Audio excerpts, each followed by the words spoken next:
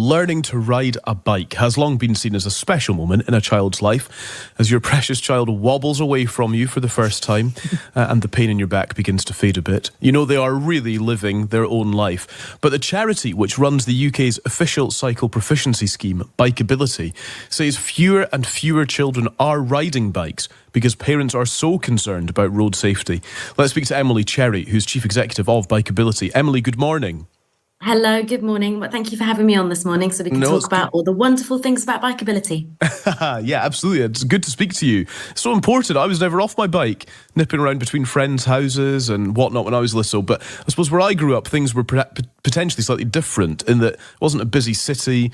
It wasn't sort of, the roads were relatively empty in the grand scheme of things. How significant, how noticeable a drop is there in terms of levels of children cycling? So in terms of the children that we're teaching, year on year, since 2020, we've increased our numbers and we've got record numbers of children coming through the programme. We'll be on track to deliver about 500,000 children this year. What we're seeing, and this has been particularly since 2020 post-COVID, is a big drop in the numbers of children with access to their own cycles. So there was a 30% drop in cycle sales last year, and about 1 in 4 children in some areas have not got access to a cycle. So that's why we at Bikeability, working with our colleagues at Active Travel England in government, not only are we delivering record numbers of children, but we're also tackling this issue by making sure we can loan a cycle to a child so they still get this wonderful life-saving and life skill of cycle training.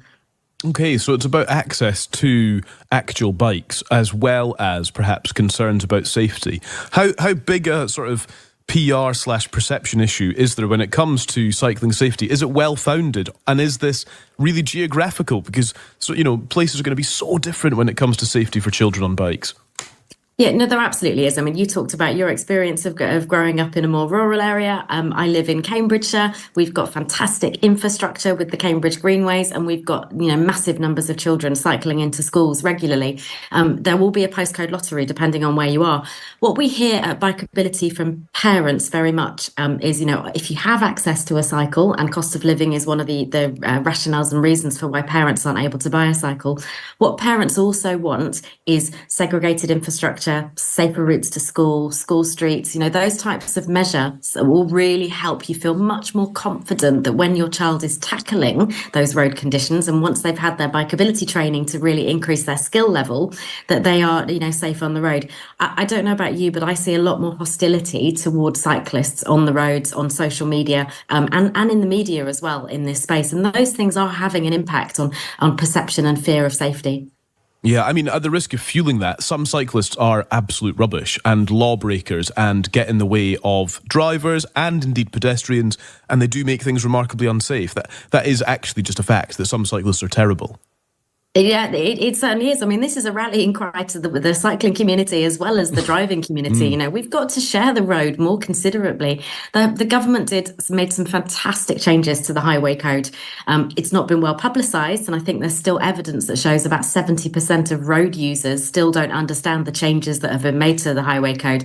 And I don't think some cyclists also understand the changes to the rules on the road. To give you a little story that's quoted in the Times this morning, one of my favourite phone calls ever into the office was from a parent whose child had just completed Bikeability, and the dad called up and he was incensed that we'd been teaching what we call primary position. So this is where you are in the centre of the lane or about 60 centimetres out from the pavement. And he thought this was awful, this charity was teaching this child to cycle in this way. Actually, that's in the highway code. It's about keeping yourself safe and visible, but we call it to children, pass me and follow me. So helping you to understand when you need to pull over to allow a car to pass you, and when you need to make sure that the car is following you so that you're in a position where you can be safe and be seen. The dad understood by the end. Okay, well, that's good, and good on you. How much of this can we be sort of shamed into by other countries in a good way? Because I think this is a classic issue, isn't it, cycling, where we go to other places and we see other countries doing it well, where cycle lanes are separate from busy roads, where everyone, there are hundreds of people cycling at any one time. Do we need to sort of psychologically shift towards trying to replicate those sorts of places?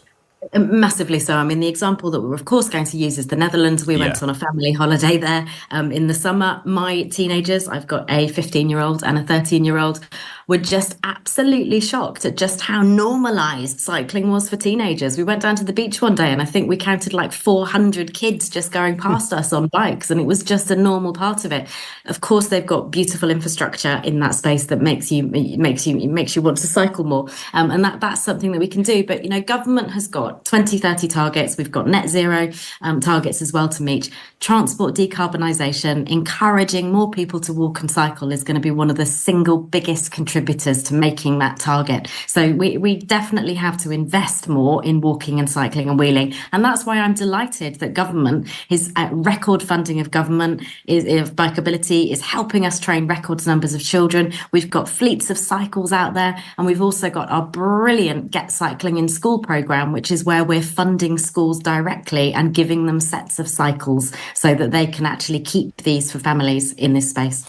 That is great. That's really, really good. And yeah, you're right, the government's constructing cycle lanes. It's £6.6 billion being spent on active travel in the decade up to 2025. It wants 50% of all journeys in towns and cities to be walked or cycled by 2030.